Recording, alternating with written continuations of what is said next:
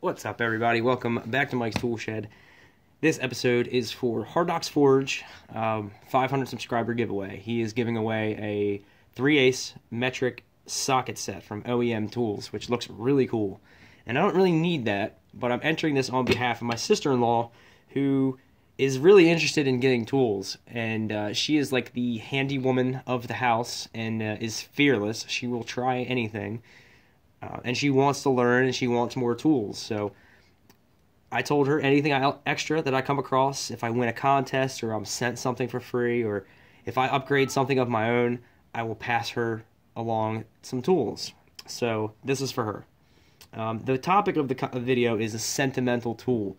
And I was thinking about it, and I don't really have that many sentimental tools at all. I've seen the other video responses, and they all have like great stories behind them, and I really don't have that. I wasn't really passed down too many tools, and if anybody knows me, they know at least two things about me. I break shit, and I lose shit.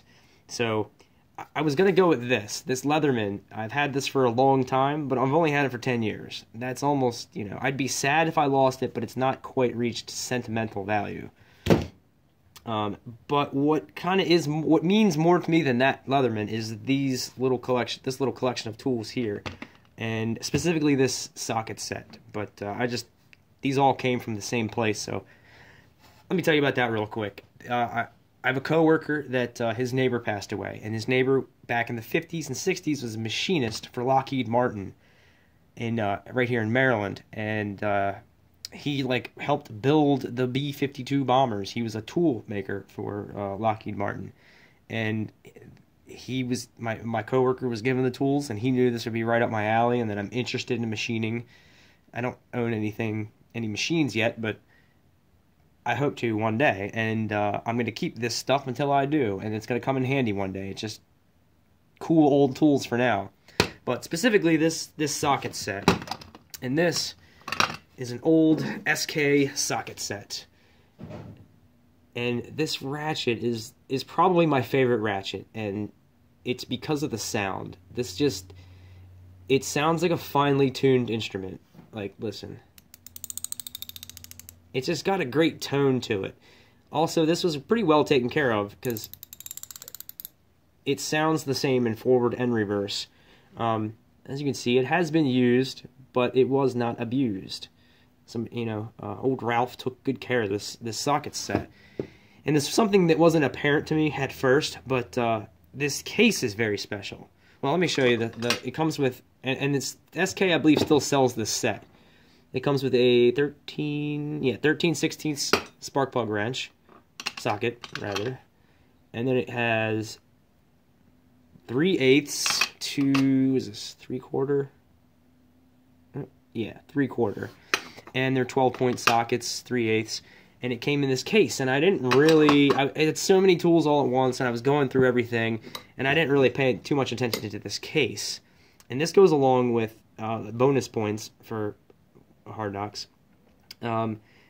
Do tools have a soul, or do they have a little piece of the original owner in them? Old tools. Good old tools will last forever. And I really do feel that a little bit of Ralph is in these tools, because you can just tell he took good care of them. Every piece is in here. He didn't lose one. None of these are broken. None of these are abused. This doesn't have any dents in it, like he used it as a hammer. The handle it's got scuffs and scratches on it, but honestly, this is my favorite sounding ratchet. That might be completely stupid to say, but it just sounds like a guitar that's in perfect tune, I love that sound. So like I said, the case, I didn't pay too much attention to the case. And then I noticed, that it doesn't have any markings on it at all. It is just a thick aluminum box. And then I turned it around to the side, and I realized that's a pencil mark right there. Sorry about the fingernails. That's a pencil mark where those hinges had been laid out. And then I looked inside, and it was presumably TIG welded. And you have this little shelf in here that the sockets sit in, and I'm sure he used this day to day on his machines, his mill or his lathe, to adjust things and change things about it and fix it.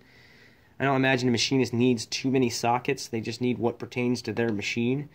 But this is a custom-made case. This is a homemade, or not necessarily homemade, but this is a custom-made case for this. And the seams on this thing, you run your finger over the seams, and there's just, you can see the seams, but there's no, your finger just slides right from one seam to the other, or one side to the other. You can see the grinding, where he took the edges off of it, and where he welded it.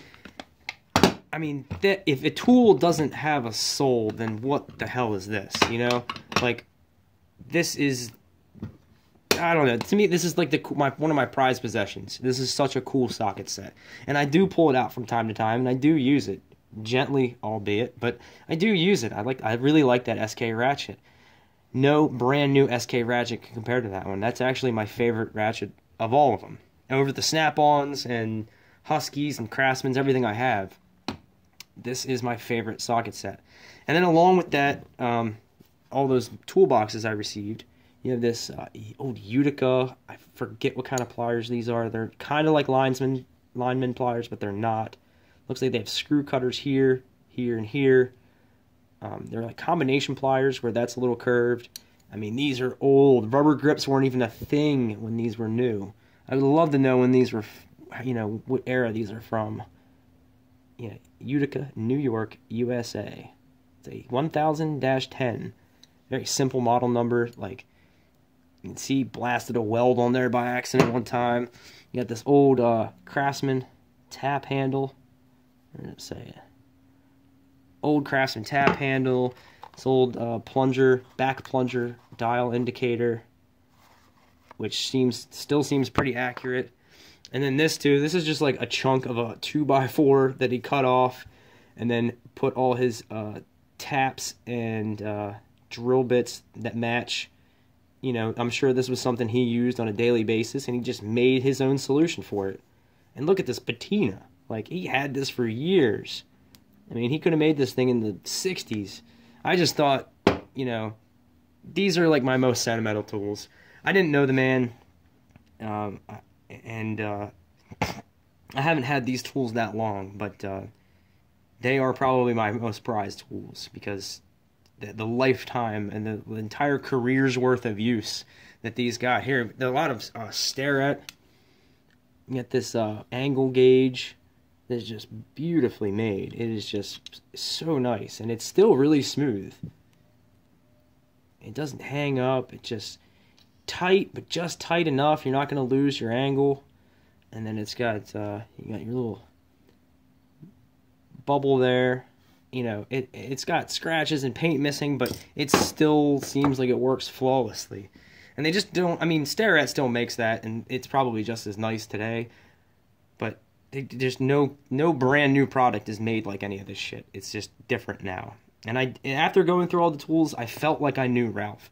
I never met the man, but just seeing how he had everything kind of organized and his little touches on everything, I feel like I got to know him. Like, I could go have a conversation with him if he was still around, and he wouldn't feel like a stranger to me. So that is my entry for Hard Knocks Forge. This is a lot longer than I wanted it to be. I started rambling. I apologize. I do that a lot. So that's it, and thanks for watching.